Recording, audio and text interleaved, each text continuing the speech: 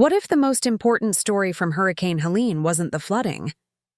What if it wasn't the destruction, the missing people, the collapsed infrastructure, or the overwhelmed emergency response? What if the real story, the one that explains all of those things, was sitting underneath the ground the entire time, waiting for someone to come and take it? Because here's what just came out. A new United States Geological Survey report has confirmed that the Appalachian Mountains may contain one of the most significant lithium deposits ever identified on American soil. We're talking about areas directly in the Carolinas, the exact same areas that were devastated by Hurricane Helene. And I want you to sit with that for a moment, because the timing of this revelation is not something you can just wave away. Now, some of you who have been following this channel for a while already know that we were reporting on this connection back when the storm first hit. And at the time, the response was predictable. Conspiracy theory, misinformation, you're reading too much into it. But here we are. The Geological Survey is out. The numbers are in. And the story is exactly what we said it was. So let's talk about what lithium actually is and why it matters so much. Because I think a lot of people still underestimate just how strategically critical this mineral has become.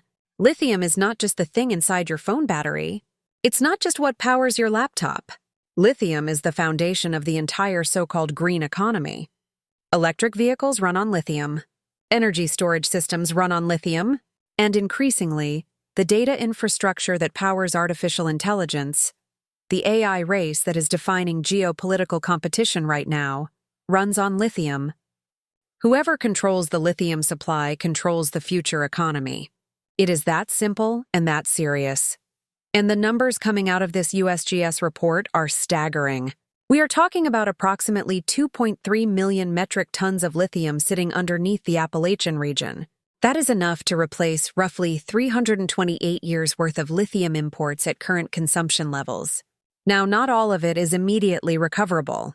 Geology is complicated and extraction takes time and investment. But strategically, this is a monster discovery.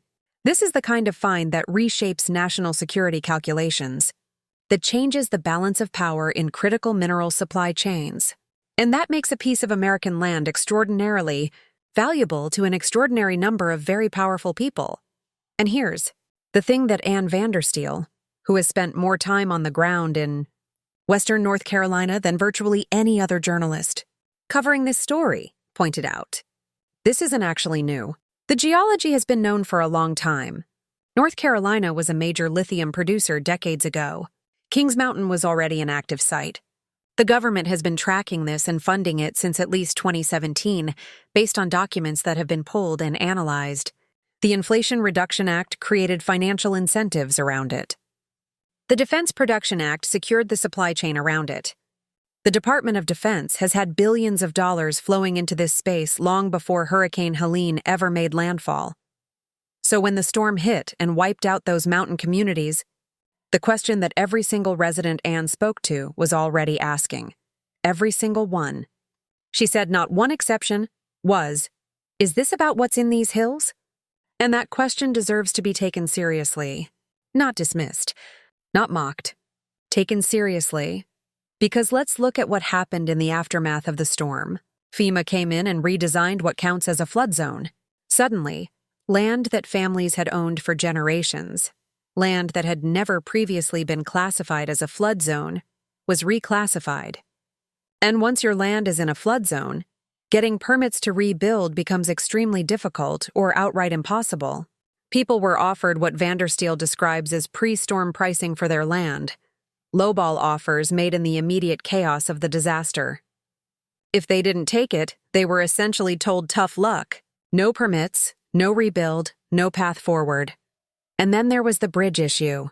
Think about this one carefully. Approximately 8,000 homeowners in the affected area had small private bridges crossing creeks or rivers. The kind of simple driveway bridge that allows you to access your own property. The requirement to rebuild those bridges, to a standard that could support emergency vehicles, went from costing somewhere around $50,000 to $60,000, already significant, to hundreds of thousands of dollars. For rural families who had just lost everything in a catastrophic flood, That cost was simply impossible. It wasn't just a hardship. It was a door being closed in their face, and as Vandersteel put it, this was multiple layers of discouragement, stacked on top of each other, all pointing in the same direction.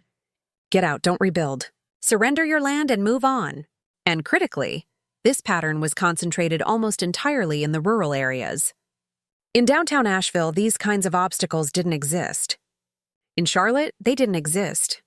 The pressure was specifically on the people living in the hills, on the land, above the lithium. If that sounds familiar, it should. Because we've seen this playbook before. After Hurricane Katrina devastated New Orleans, the waterfront communities where lower-income residents had lived for generations were not rebuilt for those residents. The land was redeveloped. The character of those neighborhoods was transformed.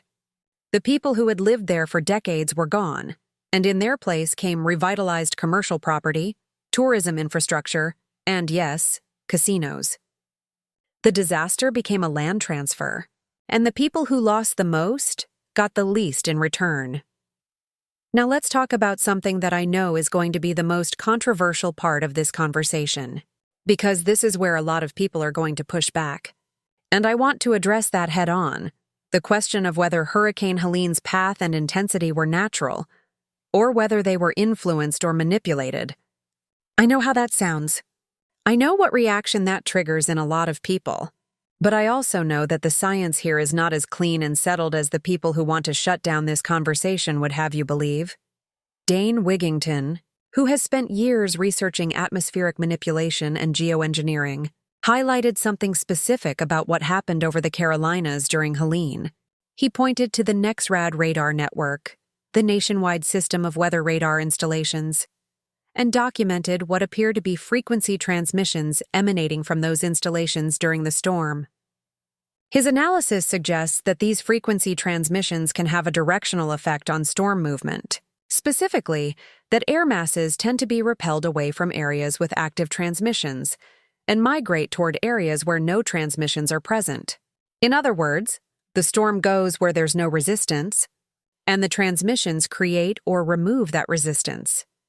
He also raised the issue of atmospheric seeding, the introduction of electrically conductive nanoparticles into the atmosphere, which can interact with these frequency transmissions and amplify their effects on air mass behavior. Now here's something that Vandersteel brought up that I found genuinely startling. There is a substance called polysodium acrylate, which is used as a cloud seeding material. It helps moisture accumulate and precipitate. But it also has an industrial application in mining. Specifically, it's used in separating mine tailings from actual ore during the extraction process. So you have a substance that is simultaneously a tool for producing extreme rainfall and a tool used in lithium mining operations. And massive quantities of rain fell in an area that sits directly above one of the largest lithium deposits in the world. Vandersteel said it herself. Fact-check it. Look it up. The chemistry is real, and she made another point that ties all of this together in a way that's hard to dismiss. She lives in Florida, and she described watching the same pattern play out there. Weather systems approach Florida, and when they get close, the NEXRAD installations in the region fire up, and the systems just die. The clouds become what she calls damp red clouds. They appear to be pulling moisture out of the air rather than releasing it. They dissipate without delivering rain. Florida is in severe drought. And Florida, she notes, is currently in the middle of a massive push to build AI data centers, 5 of them, in various stages of development, in areas that have also been experiencing unusual fire activity. What are the odds? That's the question she keeps coming back to. And honestly, it's the right question. Because at some point, the accumulation of coincidences stops being coincidental. Let's come back to the bigger strategic picture, because I think that's ultimately what this story is really about. China currently controls somewhere between 60 and 70% of the world's lithium supply, and up to 90% of rare earth minerals more broadly. But it's not just that China mines a lot of lithium, it's that even when lithium is mined in other countries, it frequently ends up going to China for refining. China didn't just build the technology. China built control of the entire supply chain, from the ground to the finished product. And that is an extraordinary strategic vulnerability for the United States. So when a geological survey comes out and says there are hundreds of years of lithium sitting underneath the Appalachian Mountains, that's not just an economic story. That is a national security story of the highest order. That is the kind of discovery that immediately attracts the attention of governments, corporations, intelligence agencies, and anyone with the resources and the appetite to position themselves to benefit from it. And the people who live on top of that land? The families who have been in those hills for generations, who know what's underneath them, who watched the original gold rush begin in North Carolina, who understand their own land better than any geological survey ever could. They are in the way. They are the obstacle between that resource and the people who want it. And the storm gave someone the opportunity to start removing that obstacle. That is not a conspiracy theory. A conspiracy theory is an unfounded speculation with no supporting evidence. What we are describing here is a documented pattern. Lithium deposits, a catastrophic storm, a suspicious response that systematically discouraged rebuilding, a regulatory framework that made it nearly impossible for rural landowners to stay, and a government that had been funding the strategic development of that exact mineral resource for years before the storm ever hit. Vandersteel's documentary, Ground Zero, North Carolina, is available for free on Rumble. She never charged for it. She just wanted people to see it. And I think that says something about the kind of journalism this is, because the people who are trying to make money off of this story are not the ones asking these questions. The people asking these questions are the ones who keep going back to those communities, keep talking to those families, keep digging through the documents and the geological surveys, and the FEMA redesignations, and the bridge permit requirements, because they believe the public deserves to know what actually happened there. The landscape of western North Carolina is permanently changed. Towns like Chimney Rock will never fully be what they were. The people who lost their homes, their loved ones, their land, many of them are not coming back. And the question of why and who benefits, and whether any of this was allowed to happen or even made to happen, that question has not been answered. And it will not be answered unless enough people start demanding that it be. So share this. Talk about it. Watch the documentary, because the most powerful thing you can do right now is refuse to let this story disappear.